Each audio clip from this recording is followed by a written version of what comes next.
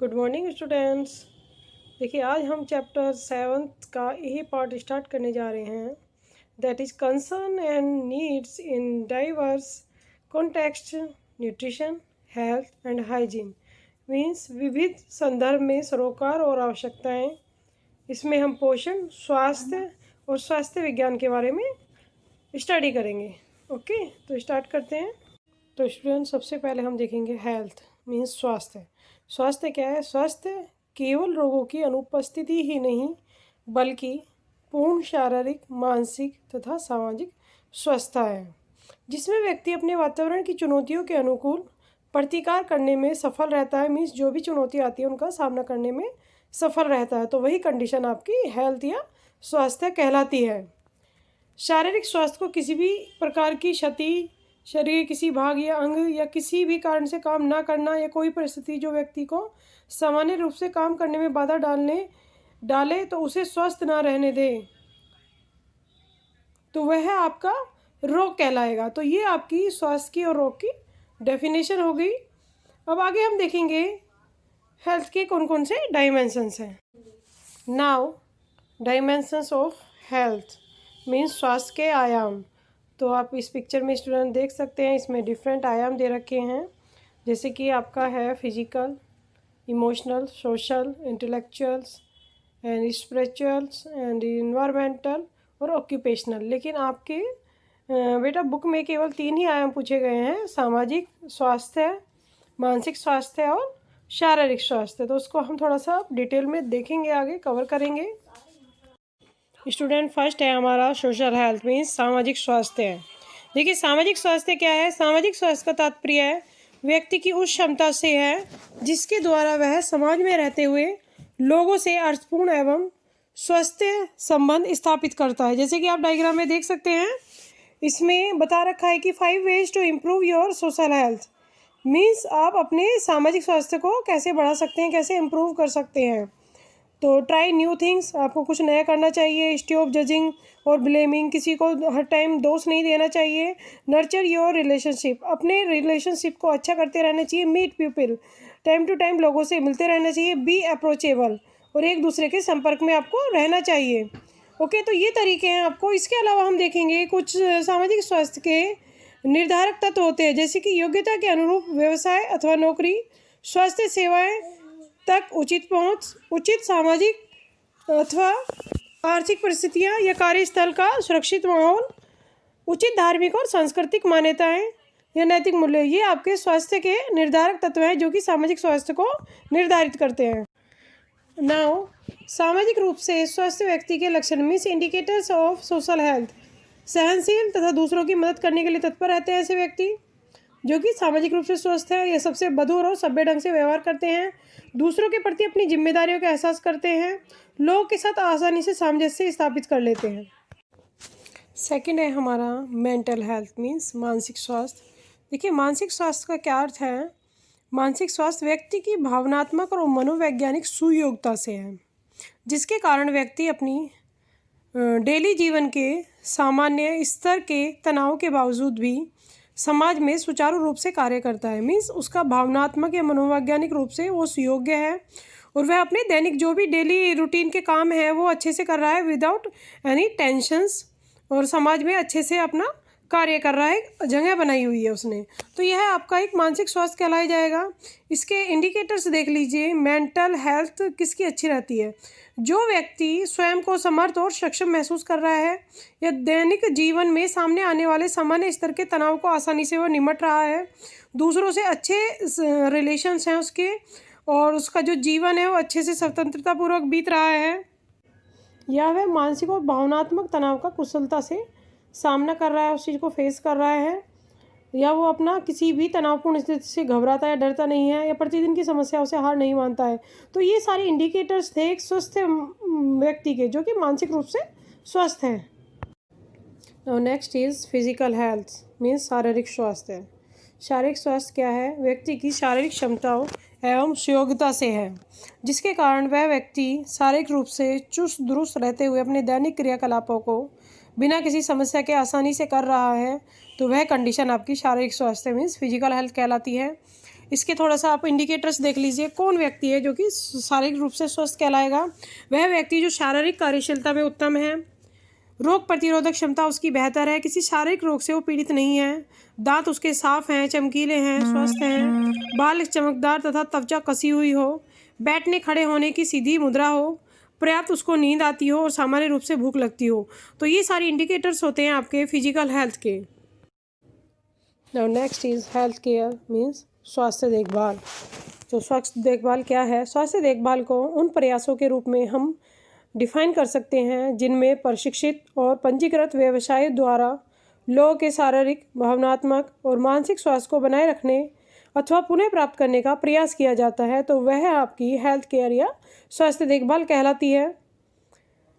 अच्छे स्वास्थ्य की अच्छी तरह से देखभाल करना हर व्यक्ति का मूल कर्तव्य है, अर्थात हर व्यक्ति अपने स्वास्थ्य के लिए स्वयं जिम्मेदार है। इसके बावजूद भी WHO ने मीन्स विश्व स्वास्थ्य संगठन ने स्वास्थ्य को मानवाधिकारों की श्रेणी में रखा है कि यह एक मानव का अधिकार है। स्वास्थ्य का कोई भी देश तब तक प्रगति कर सकता है जब तक कि उसके नागरिक शारीरिक रूप से स्वस्थ हों। उसको शारीरिक रूप से स्वस्थ व्यक्ति ही भावनात्मक रूप से मजबूत तथा सामाजिक रूप से स्थापित होता है। इसी उद्देश्य से देश की सरकार अपने नागरिकों की विभिन्न प्रकार की स्वास्थ्य संबंधी सेवाएं निःशुल्क रूप से उपलब्ध करती है ताकि एक अच्छा समाज बन सके, अच्छा एक देश का निर्माण हो सके। और यह स्वास्थ्य सेवाएं मुख्य रूप से 3 स्तरीय होती हैं, मीन्स 3 इसके स्तर हैं। फर्स्ट है प्राथमिक स्वास्थ्य सेवाएं। इसमें आपका यह सेवा सरकार द्वारा लगभग सभी गांवों तथा जिलों में उपलब्ध कराई जाती है। यहाँ प्राथमिक स्वास्थ्य केंद्रों में उपलब्ध डॉक्टर लोगों से निःशुल्क स्वास्थ्य और जांच इलाज करते हैं।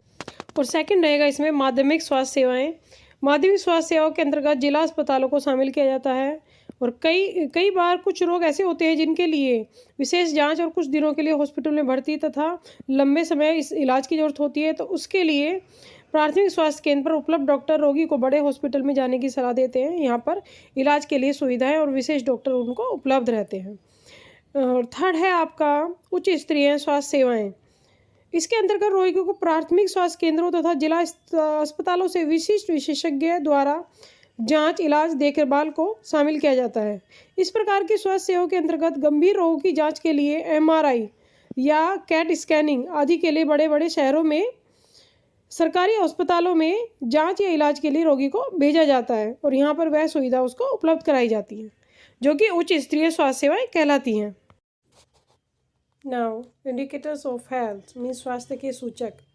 इसमें हमारा न्यूट्रिशनल स्टेटस एंड न्यूट्रिशन आता है, जिसमें कि हम नरिशमेंट के बारे में थोड़ा सा स्टडी करेंगे। तो हम इनको थोड़ा सा डिटेल में देख लेते हैं। What is nutrition? भोजन में उपस्थित विभिन्न पोषक तत्वों का शारीरिक क्रियाओं तथा शारीरिक आवश्यकताओं की पूर्ति करने के लिए उपयोग ही पोषण कहलाता है। और न्यूट्रिशनल स्टेटस क्या है? व्यक्ति के स्वास्थ्य की वह स्थिति जो कि उसके द्वारा लिए गए पौष्टिक तत्वों के फलस्वरूप बनती है, व्यक्ति का पोषण स्तर कहलाती है। तो आगे हम देखेंगे न्यूट्रिएंट्स के बारे में, थोड़ा सा डिटेल में देख लेते हैं students. What is nutrients means पौष्टिक तत्व।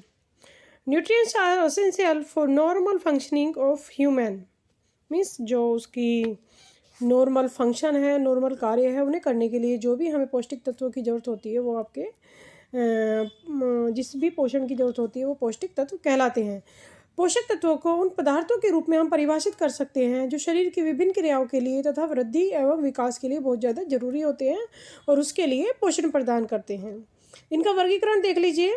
Carbohydrate, proteins, fats and lipids, vitamins, minerals and water. Means आपका कार्बोहाइड्रेट रहेगा जिसे हम कार्बोज भी कहते हैं, प्रोटीन, फैट एंड लिपिड्स जिसमें आपके घी और तेल आ जाते हैं, वाइटामिन्स जिसमें आपकी सब्जियां और फल आ जाते हैं, मिनरल्स में भी सब्जी फल आते हैं, और वाटर जो कि आपके बॉडी के टेम्परेचर को मेंटेन करने के लिए होता है। स्टूडेंट्स, हमारे जो न्यूट्रिएंट्स हैं वो 2 टाइप में हमने डिवाइड किए हैं, मैक्रो और माइक्रो। तो सबसे पहले हम देखेंगे मैक्रो न्यूट्रिएंट्स। मैक्रो न्यूट्रिएंट्स जिसको हम वृत्तीय पोषक तत्व कहते हैं, ये 3 तरह के होते हैं, कार्बोहाइड्रेट, प्रोटीन्स एंड फैट्स। देखिए, ये वो पौष्टिक तत्व हैं जो व्यक्ति के आहार का मुख्य भाग होते हैं, अर्थात अधिक मात्रा में लिए जाते हैं, इसीलिए इनको हम वृत्तीय पोषक तत्व कहते हैं। जो कि आप देख सकते हैं डायग्राम में, कार्बोहाइड्रेट, प्रोटीन एंड वसा, ये आपके वृत्तीय पौष्टिक तत्व कहलाते हैं।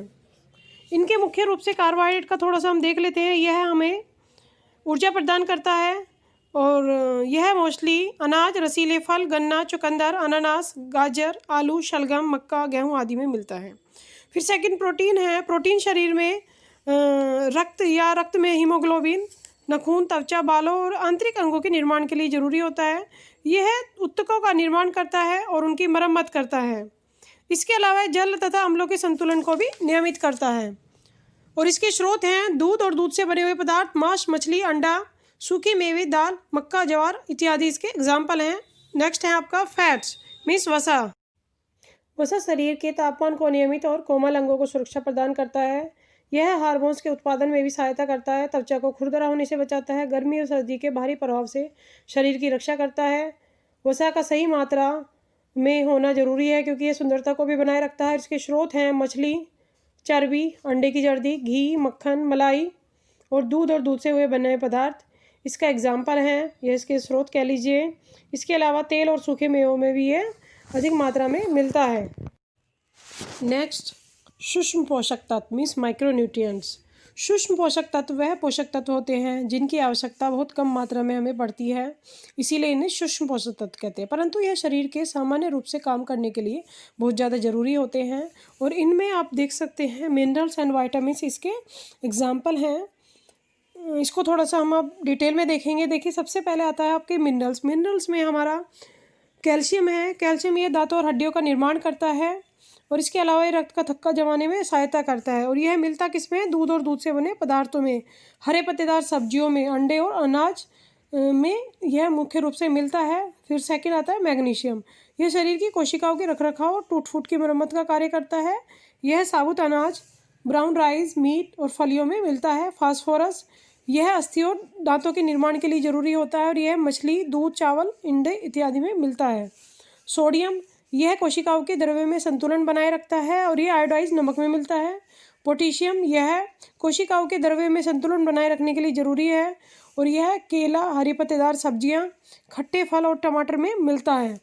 स्टूडेंट्स लास्ट हमारा खनिज तत्व है लौह तत्व। देखिए शरीर के लिए लोहा कम मात्रा में पाए जाने वाले खनिज तत्वों में सबसे महत्वपूर्ण है। शरीर में मौजूद संपूर्ण लोहे का लगभग हमारे शरीर में 75 से लेके 80% तक अंश हीमोग्लोबिन में पाया जाता है। और ये हीमोग्लोबिन क्या है? यह आपके रक्त में पाए जाने वाला एक तत्व है और जिसकी वजह से रक्त का रंग लाल होता है, तो उसे हीमोग्लोबिन कहते हैं। और उसमें लौह तत्व कितना होता है? 75 से 80% तक। और स्टूडेंट्स यह आपका यकृत में मीट, अंडे, सूखे मेवे, पालक, केले, हरे पत्तेदार सब्जियों में भरपूर मात्रा में मिल जाता है। और शरीर में लोहे की कमी से क्या हो जाता है? अनीमिया नामक रोग हो जाता है, जो कि आप जानते हैं मोस्टली बच्चे। देखिए आगे है फिर आयोडीन। आयोडीन यह आपका हार्मोन उत्पादन करता है और ये थायराइड ग्रंथि को सुचारू रूप से काम करने के लिए बहुत ज़रूरी होता है। यह हमारा आयोडीन युक्त नमक में, मछली में, समुद्री भोजन में पर्याप्त रूप से मिलता है। सेकंड हमारा माइक्रोन्यूट्रिएंट्स विटामिन है। विटामिन ए यह आपका स्वस्थ नेत्र दृष्टि बनाए रखने के लिए ज़रूरी होता है और यह कोड लीवर ऑयल में, यकृत में, अंडे, दूध और दूध से बने उत्पाद या पीले फलों और सब्जियों में पाया जाता है। सेकंड विटामिन डी है। यह शरीर में फास्फोरस तथा कैल्शियम के साथ मिलकर दांतों और हड्डियों का निर्माण करता है और यह आपका सूरज की किरणों से, दूध से, मक्खन, मछली के तेल में पाया जाता है। विटामिन ई रक्त के जमाव के लिए ज़रूरी होता है और यह हरे पत्तेदार सब्जियों में, दाल, यकृत, अंडा, साबुत अनाज में मिलता है।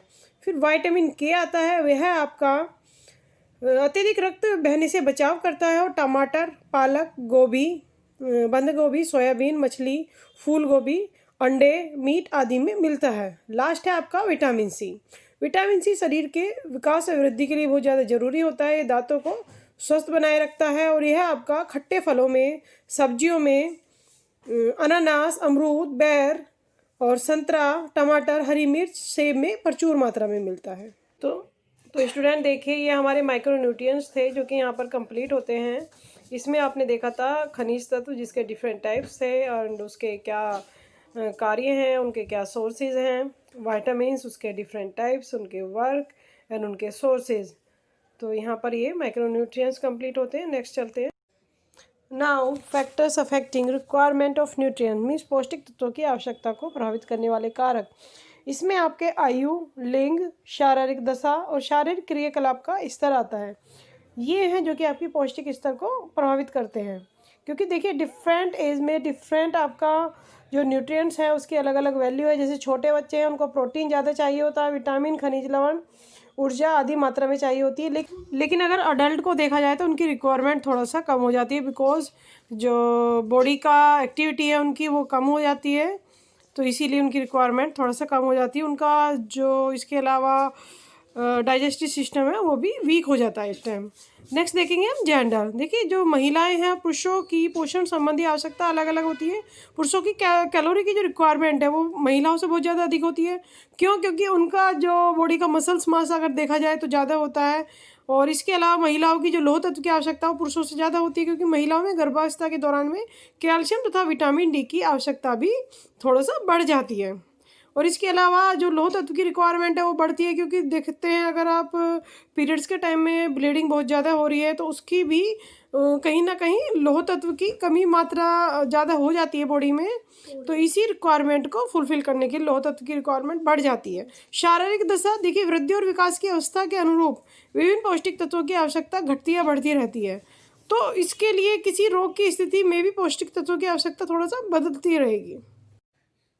अब हम देखेंगे अच्छे पोषण के लाभ। इसकी वजह से जब हम अच्छा पौष्टिक तत्व लेते हैं आदर्श भार बनाए रखते हैं, मांसपेशियों की सुदृढ़ता बनी रहती है, अपंगता के जोखिम को कम कर सकते हैं और रोग प्रतिरोधक क्षमता भी बढ़ती है। इसके अलावा मानसिक तनाव से निपटने में भी सहायता मिलती है और व्यक्ति की संपूर्ण उत्पादकता भी बेहतर बनी रहती है।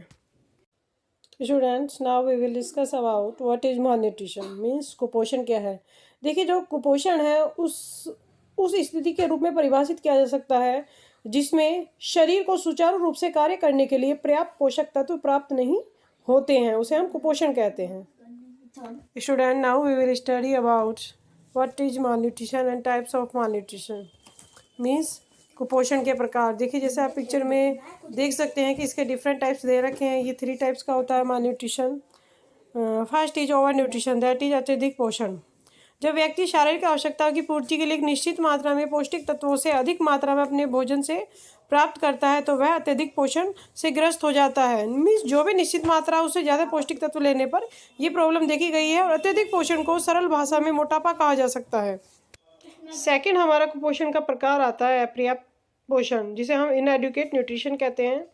देखिए जब व्यक्ति अपनी शारीरिक आवश्यकताओं की पूर्ति के लिए एक निश्चित मात्रा में पौष्टिक तत्वों से कम मात्रा में अपने भोजन से प्राप्त करता है तो वह अपर्याप्त पोषण है। और इसके लिए देखा गया है कि व्यक्ति का जो वृद्धि और विकास है वो रुक जाती है और उसमें कई प्रकार के रोग भी हो जाते हैं। थर्ड आता है आपका अनबैलेंस्ड न्यूट्रिशन, जिसे हम असंतुलित पोषण कहते हैं। इसमें क्या होता है, जब व्यक्ति की शारीरिक आवश्यकताओं की पूर्ति के लिए एक निश्चित मात्रा में पौष्टिक तत्वों के होने के स्थान पर पौष्टिक तत्वों की मात्रा असंतुलित हो जाती है तो ऐसी स्थिति में व्यक्ति का पोषण असंतुलित पोषण कहलाता है। असंतुलित पोषण एक या एक से अधिक पौष्टिक तत्वों की अधिकता या कमी की वजह से पाया गया है। जिससे कि आपके लिए एग्जाम्पल है ये क्वाशरकर और मेरास्मस, इसका एग्जाम्पल हो सकता है। स्टूडेंट्स, अब हम देखेंगे न्यूट्रिशन एंड इन्फेक्शंस मीन्स पोषण तथा संक्रमण। देखिए पोषण तथा संक्रमण काफ़ी हद तक एक दूसरे से जुड़े हुए हैं। यदि व्यक्ति का पोषण स्तर अच्छा है तो वह पूरी संभावना है कि वह हर प्रकार के रोग और संक्रमण से बचा रहेगा। लेकिन जब व्यक्ति का पोषण स्तर अच्छा नहीं होगा तो अक्सर विभिन्न प्रकार के रोग या संक्रमण हो सकते हैं, जैसे कि आप इस फ्लो चार्ट में देख सकते हैं। कुपोषण है तो कुपोषण के कारण रोगों से लड़ने की क्षमता में कमी आएगी व्यक्ति के अंदर, और जिसकी वजह से संक्रमणों की बढ़ने की संभावना पूरी हो जाती है। तो इसीलिए कहते हैं कि हमें प्रॉपर पोषण लेना चाहिए ताकि हम संक्रमण से बच सकें। देखिए पोषक तत्वों की कमी के कारण कुछ रोग हो जाते हैं, वो हम आगे डिस्कस करेंगे। तो देखिए स्टूडेंट, ये हैं आपके पौष्टिक तत्वों की कमी के होने के कारण रोग। सबसे पहले आप देख सकते हैं क्वाशरकर। यह बच्चे में आहार में कैलोरी की कमी की वजह से देखा गया है। शरीर में उपस्थित प्रोटीन ऊर्जा देने लगता है और धीरे धीरे बच्चा क्वाशरकर रोग से पीड़ित हो जाता है, और यह रोग 1 से 5 वर्ष तक के बच्चों में अधिक देखा गया है। दूसरा आता है आपका सूखा रोग, जिसे हम मरासमस कहते हैं। यह आहार में सभी पौष्टिक तत्वों की कमी के कारण होने वाला रोग है और यह अधिकतर 15 महीने के बच्चों में पाया जाता है। इसमें क्या होता है कि बच्चा जब माता का दूध समय से पहले छुड़ा देते हैं तो ऊपरी आहार से जो प्रोटीन की मात्रा है वो प्रॉपर मिल नहीं पाती है और पौष्टिक तत्वों की कमी आने लगती है शरीर में। तो इसी वजह से ये रोग हो जाता है। इसके अलावा कुपोषण के प्रभाव देखते हैं हम कि कुपोषण के कारण व्यक्ति की उत्पादकता में कमी आ जाती है, रोग प्रतिरोधक क्षमता में काफ़ी कमी आ जाती है, संज्ञानात्मक विकास पर नकारात्मक प्रभाव पड़ने लगता है। इसके अलावा वित्तीय समस्याओं का सामना करना पड़ सकता है, क्योंकि परिवार में जब ये प्रॉब्लम होती है तो वित्तीय समस्या भी देखी गई है। Students, now hygiene and sanitation means स्वास्थ्य विज्ञान और स्वच्छता। देखिए, इसमें हम 3 टाइप से देखेंगे, व्यक्तिगत स्वच्छता, खाद्य स्वच्छता और पर्यावरणीय स्वच्छता। सबसे पहले हम जानेंगे कि स्वच्छता क्या है, हाइजीन क्या है, व्हाट इज हाइजीन। स्वच्छता का तात्पर्य उन सभी स्थिति और क्रियाकलापों से है जिनका मुख्य उद्देश्य सफाई के माध्यम से विभिन्न प्रकार की बीमारियों से बचना तथा उचित स्वास्थ्य बनाए रखना होता है। तो यह आपका स्वच्छता कहलाता है। देखिए, सबसे पहला आता है आपकी व्यक्तिगत स्वच्छता। व्यक्तिगत स्वच्छता जो कि व्यक्ति से रिलेटेड है, जैसे कि इस टाइम में देख सकते हैं हम कोरोना वायरस जैसी घातक बीमारी से बचाव के लिए हम बार बार हाथ धो रहे हैं, चेहरे पर मास्क लगा रहे हैं, और यह काफ़ी हद तक हमारे लिए अच्छा है, हेल्पफुल है। इससे हमारी स्वच्छता बनी रहती है। और इसके अलावा हम ध्यान रखेंगे कि खाने से पहले और शौचालय का प्रयोग करने के बाद हाथ धोएंगे, और खांसने या छींकने से बचना चाहिए। व्यक्तियों के सामने खांसते या छींकते समय पर मुंह को हथेली या रुमाल से ढक लेना चाहिए, ये ध्यान रखना है। इसके अलावा हमें प्रतिदिन स्नान करना चाहिए, नाखूनों को नियमित रूप से काटना चाहिए, सुबह शाम ब्रश करना चाहिए, गंदे कपड़ों को तुरंत बदल लेना चाहिए, और दिन में 2-3 बार आंखों की सफाई करनी चाहिए। और इसके अलावा जो भी प्राइवेट पार्ट है उनका सफाई का विशेष ध्यान रखना चाहिए, विशेषकर से जब मेंस्ट्रुएशन साइकिल होती है उस टाइम में कान और नाक को नियमित रूप से साफ करना चाहिए। तो ये आपके व्यक्तिगत स्वच्छता में आते हैं। अगर हम बात करें पर्यावरणीय स्वच्छता की, जिसे हम एनवायरमेंटल हाइजीन बोलते हैं, इसके अंतर्गत क्या होता है कि जो वातावरणीय स्थिति है उनको नियंत्रित और सुधारने का हमें प्रयास करना चाहिए। जैसे कि पीने के पानी की जो गुणवत्ता है उसको नियंत्रित करेंगे, उसको बनाए रखेंगे, और जो मनुष्य और पशुओं का जो अपशिष्ट पदार्थ है उनका अच्छे से डिस्पोज करेंगे, और भोजन को संदूषित होने से बचाएंगे। साफ सुथरी और आवासीय सुविधाएं उपलब्ध कराना इसके अंतर्गत आता है।